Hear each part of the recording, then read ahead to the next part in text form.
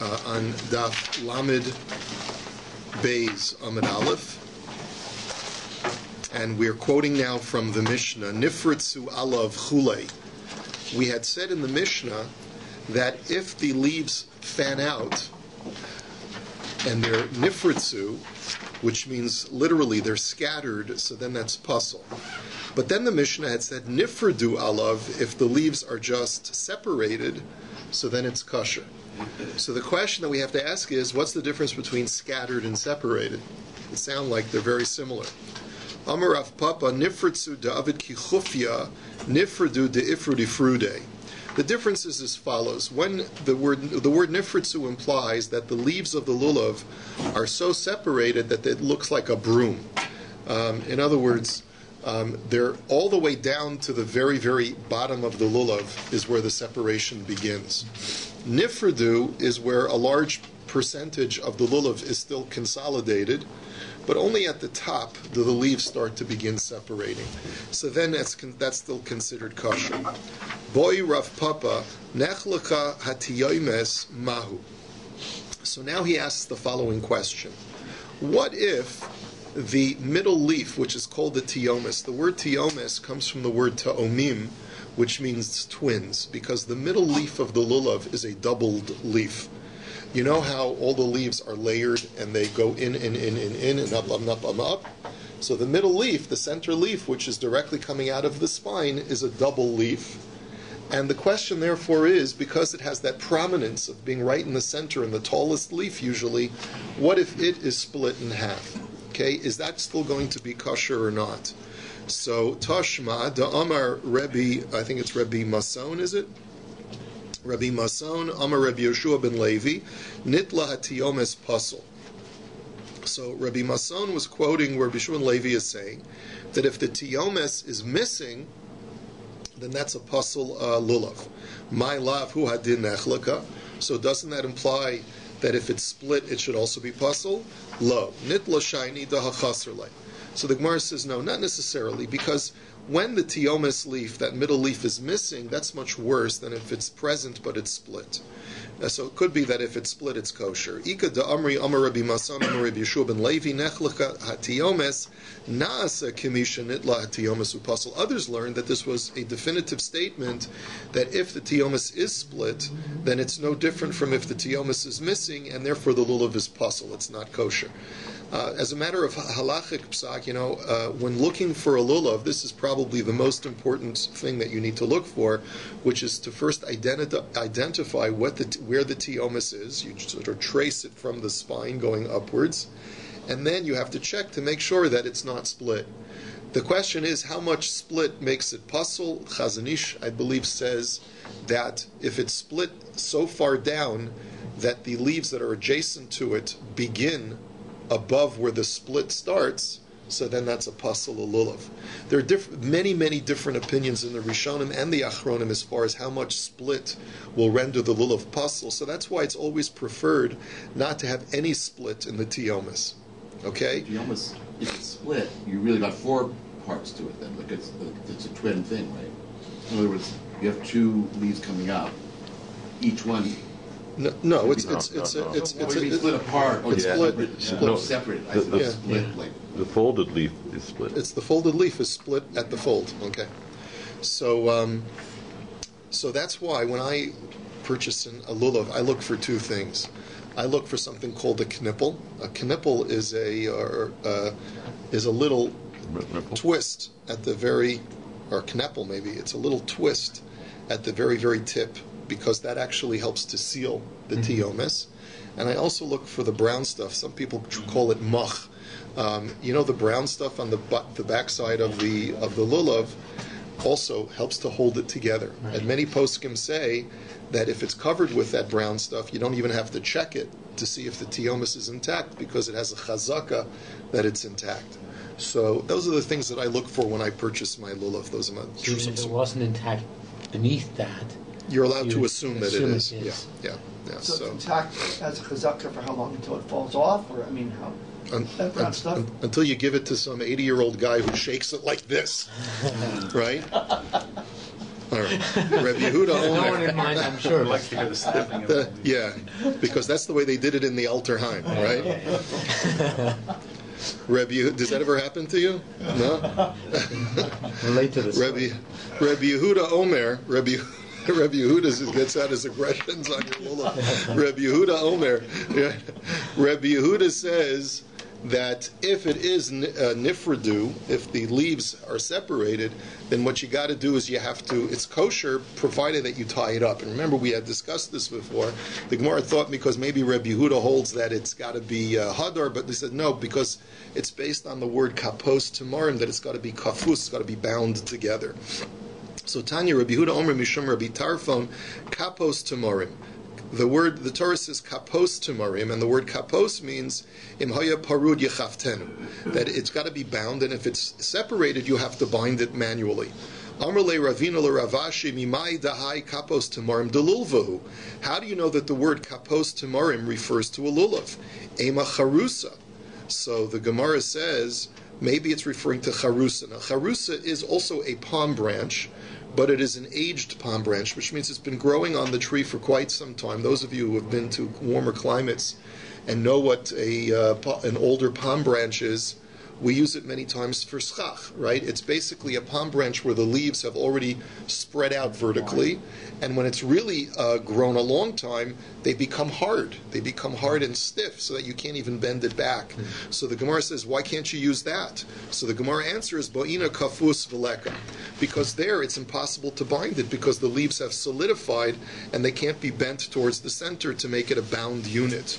Ve'ema ufta. So the Gemara says maybe it's talking about the center trunk of the tree. Maybe you could take the tip of the palm tree where it's the center trunk. That's also a one unit item. And maybe that's what you're supposed to use, not the branches that come off of it, but the center trunk. So the Gemara says no. Kapos michlal diika pirud. So v'hai kapos v'omed v'hai kafus rather v'omed la'olam. Because when the Torah says kapos, it means something that is bound. When something is bound, it means that it's made of distinct and discrete constituents that are consolidated together. A tree trunk is not made of discrete components that are bound together, it's just one solid mass. So therefore the word kapos implies that it's made of multiple leaves that are bound together. And that's how I know that it's got to be a lulav. So the Gemara then says, ve'ema ufta. So the Gemara, I'm sorry, that we just did that. Ve'ema kufra. But maybe it's kufra. So Rashi explains that kufra is like the first case of charusa. The only difference is that kufra is not yet aged to the point. The leaves have fanned out vertically, however, they're still soft enough that you could bind them back together if you needed to. So the Gemara answers, Amar Abaya deracheha darchei noam v'chol nesivoseha shalom ksiv. I'll tell you why, says Abaya, because the Torah calls the mitzvahs of Hashem, its pathways or paths of pleasantness, and all of its ways are peace. So what we see from there is that the Torah would never require me to take something that's going to injure me or going to be prickly. If you've ever worked, in Southern California, your SUKKAH very often is these very mature palm branches that are very, very long. And they always tell you wear gardening gloves when you handle it, because the leaves are very prickly, they're sharp. And I remember one year I was foolish and I didn't wear gloves, and I got pricked by one of those leaves and it developed a serious infection. I had to go on antibiotics. It was terrible. So, in other words, the Torah would never tell you to use a mitzvah, to do a mitzvah with something that could be so prickly. Amar le Rava tosfa le Ravina ve'ema tarte kapi de tamare. But the word kapos just means bundles or something that's bound together. Since we know that it's from a date tree, maybe the kapos that it's talking about are bunches of dates. Maybe that's what the Torah wants you to use. Maybe it's just like a cluster of a couple of dates, and that's what the lulav is supposed to be.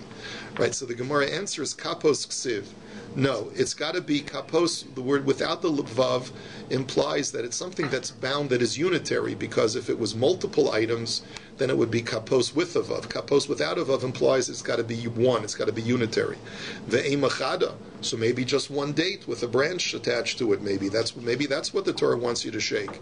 The Gemara says, lahu kaf korile, that's not even called kaf. That's not called kapos. That's not called a cluster or bunch of anything. That's just one date. So therefore, it's got the only alternative. Since we know that it's something that comes from a date palm or a palm tree, it must be referring to a lulav based on the word kapos tomorrow. Okay, now tzine har habarzel kishera. Then the Mishnah had told us that a lulav that grows in a cragged area, literally it's called like a cragged iron mountain, meaning that the terrain is very rough. So therefore the quality of the lulav is going to be inferior, but it's nevertheless kosher. So Amar Abaye lo shanu elo sherosha shel zeh magia letzadi koro shel zeh, aval ein rosha shel zeh magia letzadi koro shel zeh pasel. So Abaye says that's only true if the leaves overlap each other. Okay, but if the leaves do not overlap each other, in other words, it is so deficient in its leaf, in its foliage, that the leaves don't even overlap, and like the spine is visible from the side, so then that's not kosher. Tanya Namihachu, we have a brisa that says the same thing, that it says Tzini hara barzel pesula, that the lulav from this cragged, rough terrain is pasul. But our Mishnah says it's kosher, so how do you reconcile it? So you see that Abaye must be correct. Now, the Rami le mirma. Some have the shakla v'tarya differently, that Abaye didn't make an independent statement, but rather he was responding to the contradiction between the brisa and the Mishnah. The Mishnah says Tanan Sini Hara Barzel Kosher, that the Mishnah says that this kind of lulav from this rough terrain is kosher, and V'hatanya Psula, but the brisa says it's pasul. So Amar Abaye Lo Kasha Kan Shirosha Shel Zeh Magia Letzadi Koro Shel Zeh Kan Shein Rosha Shel Zeh Magia Letzadi Koro Shel Zeh. And Rabbi just gave his answer, that it depends on how long the leaves are and how much they overlap. If they overlap with each other, it's kosher. If they don't overlap, then it's pasul. Amar Rabbi Maron or Amar Rabbi Marion, Amar Rabbi Yoshua ben Levi, Amrila Tani Rabba Bar Mori, Mishum Rabbi Yochanan ben Zakkai, Shtei Tamaros Yesh Begei ben Hinom. He said that there are two date palms in this valley called Ben Hinom, Va'ola Ashan mi Beinehem. And a pillar of smoke arises from between them, from off the ground. Now, the valley of Ben Hinnom is right outside the old city of Jerusalem. It's on the south side of the old city. And there's a place that was designated, that was known, where the two date palms are. And there's a pillar of like smoke that comes out of a crevice in the ground. V'zehu sheshaninu tzine har habarzel kisheros. And that's the type of date palm that the rabbis were talking about when they talked about a date palm from a rough terrain, because that's known to be a very arid and barren kind of place outside of Yerushalayim. And v'zuhi pischa shel Gehenna. And by the way, that's the doorway to Gehenna. Now that's a very just like jarring statement. That's the doorway to Gehenna.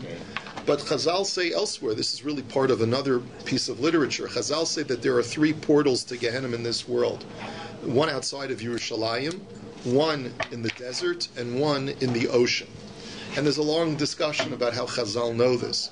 But it's very telling that one of the entrances to Gehenna is outside of Yerushalayim, which means even in the holiest place, you can have an opening to Gehenna. I mean, I once went to a falafel stand, but I thought it was the opening to Gehenna, but that's another story. Anyway. Before the Rabbi ate the falafel. Right. Before you ate the rest of it. What about coming to Miriam? Stairway to Gehenna. What about coming to Miriam? Also we Gehenna, no? It could be. I don't remember. I think there is such a statement in Chazal, but I think that conflicts with what I just told you about the three portals. I think it says that the Chamei Tveria are heated by Gehenna, but it's not one of the entrances to Gehenna. It's not a real Jewish concept, I thought, burning in Gehenna, like fire. No, it is a very Jewish concept. Yeah. It's a long discussion. Okay, I figured it was. Lulav sheyesh bo shlosha tefachim. The next thing that the Mishnah had said about a lulav is that it has to have 3 tefachim that enable you to shake it. So the question is, what does this mean? The Gemara is actually going to modify that statement. Amar Rav Yehuda Amar Shmuel Shir Hadas Va'arava Shlosha V'lulav Arba'a K'dei Sheyehei Lulav Yotze Min HaHadas Tefach. So you see that Shmuel makes a statement that seems at face value to contradict with the Mishnah. He says that the measurement of the Hadas and the Arav is minimally 3 tefachim, and the minimal measurement of a lulav is 4 tefachim, because you need 1 tefach above the Hadas that you can have that where the lulav is prominent.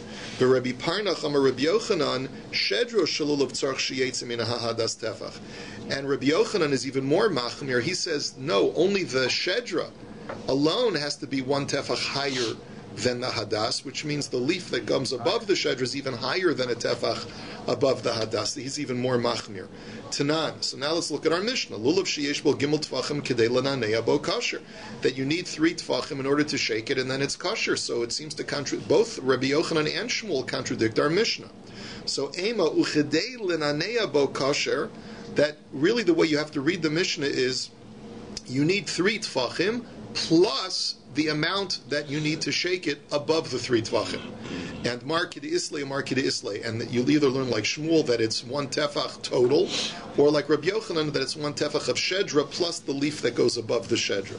But that's the way they're learning the Mishnah. That seems to be the conclusion of the Gemara, that it really is a minimum of 4 tvachim. Okay, so Tashma. So now let's look at the following brisa. Shir hadas va'arav shlosha v'lulav arba'a. That the measurement of a hadas and the arav is minimally 3 tefachim, and the minimal measurement of the lulav is 4 tefachim. So my lav bahadi alin. So it seems like that's the total measurement of the lulav. So this is a tiyuvta to Rabbi Yochanan, who says that it's only the measurement up until the end of the shedra, but the leaf has to be longer than 4 tvachim. So it's a kasha in Rabbi Yochanan. So the Gemara says lo levad me alin. No, not necessarily. Maybe the Bryce is only saying 4 tvachim up until the leaf, and the leaf makes it even longer. So gufa. Let's go back to this statement. Shir hadas v'arav shlosha v'lulav arba'a. That the minimal measurement of a hadas and arav is 3 tefachim. The lulav minimally has to be 4 tefachim. Rabbi Tarfon omer ba'ama bas chamisha tefachim. And Rabbi Tarfon is the other opinion in this brisa, and he says that the hadas has to be 1 amma of 5 tefachim in length. Now you know that there are 2 ways of measuring an amma. The Gemara discusses this when it comes to the measurements of the temple. Some things were measured with a 5 tefach amma, and some were measured with a 6 tefach amma. The standard tefach and the standard amma is a 6 tefach amma, but for some things there were measurements with 5 tefach amma. But it sounds like what Rabbi Tarfon is saying is that the minimal measurement of a hadas is 5 tefachim, which is jarring to Rava. So therefore, Amar Rava, when he hears this, Shara le'mari le'Rebbi Tarfon, Hashta avos shlosha lo mashkechinan bas chamisha mibaya. As we're going to see in the next Mishnah, you need the hadas to be made up of rows of leaves that are perfectly uniform, all 3 leaves going from the tip downwards on the same level, each row having 3 leaves on the same level. He says it's hard enough to find a hadas like that that's 3 tvachim long. You expect me to find a hadas like that that's 5 tvachim long? Where am I going to find such a hadas? It's such a rarity. So that was before they had all of these, prepackaged hadasim that we buy today, which is just like such an amazing luxury. You have no idea how much time that saves you to find a kosher hadas. But anyway, Ki asa Ravdimi Amar Ama Bashisha Tfachim Asa Osa Bas Chamisha Say Mehen Shlosha Lahadas V'Hasha'ar Lululav. So he says, no, you don't understand, Rabbi, you don't understand what Rabbi Tarfon was saying. He wasn't coming to tell you that the hadas has to be 5 tefachim. He was saying that when you measure a 3 tefach hadas, you should measure it with a tefach where the 5 tefachim, it's a tefach of a slightly larger tefach. Whereas normally the normal tefach is 6 per amma, the tefach that we use to measure the hadas is 5 tefachim per amma. So it's a slightly larger tefach. It's a tefach that's like 1 1/5 of the normal tefach, and therefore if you have, so therefore kamahavulahu tlasu chumshe. So therefore, when you have, so the hadas has to be 3 of the larger tefachim, the lulav has to be 4 of the larger tefachim, and so therefore the measurement that Rabbi Tarfon is saying, he's not being outlandishly machmir, he's only being slightly machmir. You hold, the Chachamim hold that it's got to be 3 standard tefachim, and he holds that it has to be 3 3/5 standard tefachim. Fine, that's already conceivable, that's already doable. I was just looking at the amma itself is the same. It's just dividing it up. That's correct. That's the way we're explaining it now. Where the amma is the same length, and it's a question of how many tefachim do you get into that amma. Right. So there's a standard tefach that's 6 per amma, and then there's a slightly larger tefach that's 5 per amma. So the Gemara now says kasha dishmuel ad dishmuel. So one second, but if that's the way you're understanding Rabbi Tarfon, then we have a contradiction in Shmuel, because Hacha Amar Rav Yehuda Amar Shmuel Shir Hadas V'Rav Shlosha. Because one statement of Shmuel is that you just need 3 tfachim, period, in order for the minimal shir of a hadas, right, which is just 3 tfachim, and V'Hasam Amar Rav Huna Amar Shmuel Halacha Rabbi Tarfon. And later Shmuel is quoted by the same Rav Huna is saying that the halacha is like Rabbi Tarfon, and according to that you would need 3 3/5 length, not just 3. So the Gemara says, lo dak. Okay, so Shmuel wasn't being precise in the first statement. When he said 3, he really meant 3 3/5. Gemara says, well, how can you say that? Eimer de amrinan lo dak l'chumra. L'kula mi amrinan lo dak. You only say that a person is rounding off a number to be machmir. You don't say that a person is going to round down a number in order to mislead the public. I mean, if you just heard that one statement of Shmuel that it has to be 3 tefachim minimally in length, then if it really has to be like Rabbi Tarfon 3 3/5, you'd have a whole bunch of people that wouldn't fulfill the mitzvah. So I can understand him rounding it up to 4, but to round it down to 3, that doesn't make any sense. So ki asa Rabin Omar, ama bas chamisha tfachim asa osa shisha. So Rabin explained it different, just the opposite. He says, no, you don't understand. What he was saying is like this. Take an amma, divide it, make it, it's a 5 tefach amma, and now divide it, and this is a smaller amma, it's a 5 standard tefachim, and now divide that amma into 6. And each one of those 6 tefachim is a substandard tefach. Smaller than the standard tefach. So it turns out that Rabbi Tarfon is not coming to be machmir, he's coming to be mekel. And he's saying that each tefach is 1/6 smaller than the standard tefach. And that's why he's saying that the 3 tefachim is not mamish 3 tefachim, but it's a little bit less. Seimehen shlosha lahadas v'ashar lulav. So when he talks about the measurements, he's talking about 3 for a hadas. He's saying you need 4 for a lulav, and kama havalahu treyu palga. So therefore, how much will a hadas minimally have to be using his smaller tefach? Instead of it being 3, it's really 2.5. So the Gemara now says, sof kasha d'shmuel ad d'shmuel. But then why did Shmuel in one place say 3 standard tefachim, and then say that we paskin like Rabbi Tarfon, which is only 2.5 standard tefachim? So the Gemara says, lo dak. There, it's reasonable to say that Shmuel was rounding upwards. He wasn't being precise. And there, it's reasonable to say, there, if it's acceptable to say, okay, Shmuel was rounding it upwards to say that even though it's 2.5, I'll say 3 because I want to round it off. And that explains why Shmuel would hold that we paskin like Rabbi Tarfon. Okay. Now that we've concluded our Mishnayos with Lulav, we're now going to the next of the Arba Minim, which is the Hadas. Let's talk about the Hadas. And there's a lot of repetition here because there are slight differences between the rules of Hadas and Lulav, but most of the rules are the same. Hadas hagazul v'hayavesh pasul, that if it's a stolen Hadas or if it's a dried out Hadas, it's pasul just like by Lulav. Shalashera v'shalir anidachas pasul, again the same. If it's an avodah zara Hadas or if it's from an ir anidachas, a city that has to be destroyed because of idolatry, then it's also going to be pasul. Niktam rosho nifritzu alav. If the top is clipped off, or if the leaves are scattered. Oh shahayu anav of merubos me alav. And here this part is unique to the hadas. If there are more berries than leaves, because many species of hadas grow little green berries, and if you have more berries on the branch than you have leaves, so then that's pasul. But if you remove the berries, then visibly there's more leaf than berries now, then it's kosher, but you're not allowed to do that on Yantif itself. You'd have to do that in advance. Sorry, we always say just the medrash, Ein Botam. Yesh bo reach, Ein Botam, right? Yesh bo reach, Ein Botam. It's got berries, it's got some tam. I don't know if the berries have a tam. It might be bitter. It might, yeah. So you'll see in just a second. There is some flavor to the hadas, but it doesn't have a pungent flavor. It just more has a smell. Tanu Rabbanon, anaf eitz avos. So what do the words anaf eitz avos mean? Like Rashi explains, shekulo anaf shehaetz mechupeh ba'alin. The word anaf implies a branch that is completely covered with leaves, al yedei shehin asuyin b'kalia v'shochven ala pehen, that they are made in a braided or plaited. In other words, there's rows of leaves that go all around the branch, and the leaves overlap each other. So therefore, when you look at the branch, you really don't see much of the branch itself, you just see leaves covering it. So, she'anaf of chofenes eitza, that the leaves cover the branch, ve'ezehu, havi omer zehadas. So what species is it? It must be the myrtle branch. So the Gemara says, ve'emazesa. Maybe it's an olive branch, because olive branch is also covered by leaves all over. So the Gemara says, Bo'inan avos veleka. So the Gemara says it needs to be plaited all around with leaves, and an olive branch, and like Rashi explains, that the leaves have to overlap from one row to the next.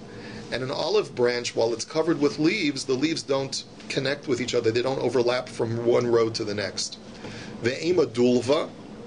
Maybe it's from a dulva tree, and they translate that as a chestnut tree. Maybe it's talking about, because those two have branches that are covered with leaves. So he says there you have a problem that the leaves don't completely cover, because maybe the leaves are very thin or narrow, and you can see the branch very easily. In other words, they don't completely surround the circumference of the branch. Ve'ema hirdof. Maybe it's a hirdof tree. I don't even know what species that is, but that also has branches that with lots of leaves. Amar Abaya derachea darchinom veleka. He says over there, because it's again the pasuk of derachea darchinom, the ways of the Torah are pleasant and peaceful, and here the leaves are prickly and you're going to injure yourself. So therefore, the Torah would never tell you to use that. Rava Amar Mehacha. Rava says from here, ha'emes v'hashalom ehavu. He says a different pasuk, which is truth and peace thou shalt love. Now, why does Rava bring a different pasuk here? He didn't bring a different pasuk when we were talking about a lulav. Tosfos has one explanation, but Rashi, I think, anticipates this issue. Rashi explains, because not only are these leaves prickly, but they're also poisonous, which means they have some kind of poison. If you touch them, you can contract the poison. So therefore, Rava says it's even worse than just being pleasant. It's that truth, emes, is synonymous with life. And therefore, if this is going to cause death through poison, or either death or sickness through poison, it can't possibly be what the Torah was referring to. Tana Rabban. So now the Brisa says, Kalua kimin kalia v'doma l'shalsheles zehu hadas.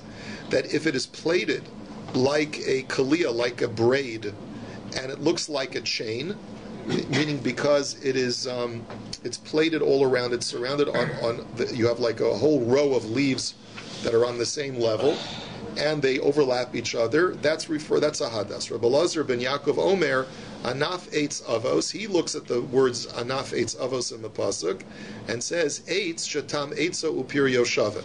See, he says that the word eitz and anaf imply that the branch and its produce, the offshoots of the branch, taste the same. In other words, everything is uniform about it. So I'm not sure, like we know, like Shlomi had asked, but hadas is told to us in the Medrash that it has no taste. I'm not sure whether the word tam really means a good flavor. It just means that everything seems to be uniform about the hadas. Okay. Here it says the wood and the shoots taste alike. Taste alike. Okay, the shoots. All right. In other words, I guess the things that shoot off from the branch. Okay. The wood and its shoots. All right. Hevi omer zeh hadas, that's the hadas. So Tana, eitz avos kasher, v'sheino avos pasel. So if it's avos, it's kasher. If it's not avos, it's pasel. So hechi dami avos, what is the definition of avos? So up above we had said that it's the leaves overlapping each other, but Amar Rav Yehuda, v'huda kaimi tlasa tarfi bikina. But there's another qualification, that the three leaves that surround the branch, usually there's 3 leaves per row. Sometimes you can get 4. But if you have 3 leaves per row, the leaves have to be on the same level. You can't have some higher and some lower. So Rav Kahana Omer Afilu Trei V'chad. Rav Kahana says, I disagree. Even if you only have 2 that are on the same level and one is higher or lower, that is also kosher. So Rav Acha Berei de Rav Mahadar Trei V'chad Hol V'nafik Mipumid Rav Kahana. So Rav Acha, used to say, you know what, if it was good enough for Rav Kahana, then that's the kind of hadas I'm going to look for, even though he acknowledged that it's even nicer to have all three leaves on the same level. But if Rav Kahana said it doesn't have to be necessarily, I'll get that kind of hadas. It's a good chassid. Yeah, right, exactly. Because he said it came from the holy mouth of Rav Kahana. Amar le mar bar amemer le Rashi, Abba lehahu hadas shota karile. So Mar bar Amemar says to his grandfather Rav Ashi, he says, Zayda, he says, I don't understand. He says, that's not kosher, what Rav Kahana said, because that's called a hadas shoteh. And that's actually codified in Shulchan Aruch. A hadas shoteh is a hadas where all three leaves are not on the same level. And that's really the difficulty of finding a kosher hadas, and that's why it's such a great service when you buy those prepackaged hadassim from Eretz Yisrael. Basically, they have people that go through stacks and stacks of hadassim, starting from the very tip and making sure that all three leaves are on the same level, more or less. Tana Rabban Nashru Rov Alav V'nishtayr Bo Miyut Kosher U'Levad Shetehei Avoso Kayemes. So the Brisa says something that sounds self-contradictory. If most of the leaves fall off, and you still have a minority of the leaves on, it's kosher provided that the leaves are still covering the entire branch. So hagufa kasha amart nashru of alav kosher v'hadar tani v'vad shetei avoso kayemes. I don't understand, says the Gemara. How is that possible? Right? Kevin denasri lahu trei avos heichim yishkachas la.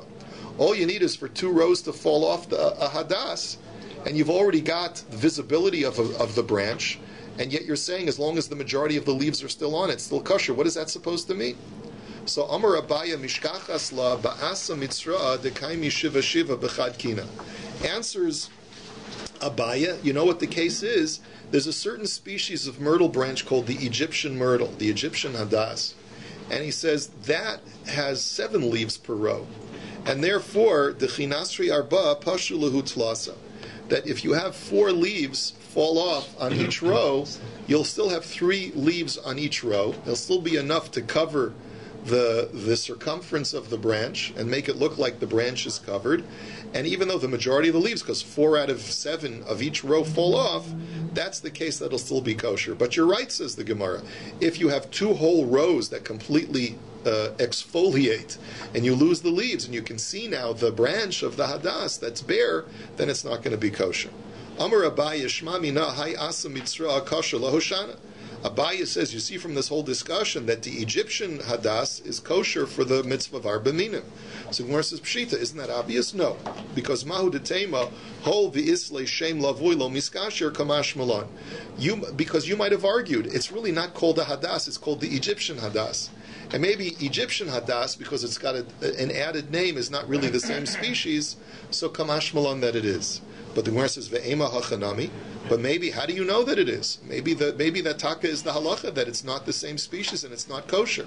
So the Gemara answers eitz avos amar rachmana mikol makom. So the answer is because since the Torah says, as long as you have a branch that's leaves cover it completely, it's kosher. So it doesn't matter whether it's this species of 3 leaves or the Egyptian variety which has 7 leaves. As long as it fulfills that criterion that the leaves completely cover the branch, it's kosher. And it doesn't have any of the negativity attached to the others. To the other species, right, exactly. So you see from here that the Torah wasn't concerned about one specific species, but rather the physical characteristics of a whole family of different species.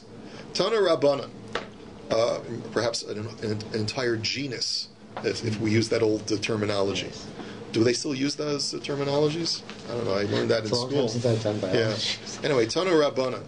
Yavshu rov alav v'nisharu bushlosha badi alin lachin kasher. If the majority of the leaves of a hadas dry out, as long as 3 of the, like Rashi explains, you have 3 hadasim, and in each hadas you've got 3 leaves that are still moist, then it'll still be kosher. That's provided that it's the top row that is still moist. But if it's somewhere, if the moisture is retained only in a middle row of the hadas, and the very tip, the very end of the hadas is dried out, so then that's also going to be possible. And this is where we'll hold it for today. You have a wonderful, good Erev Shabbos.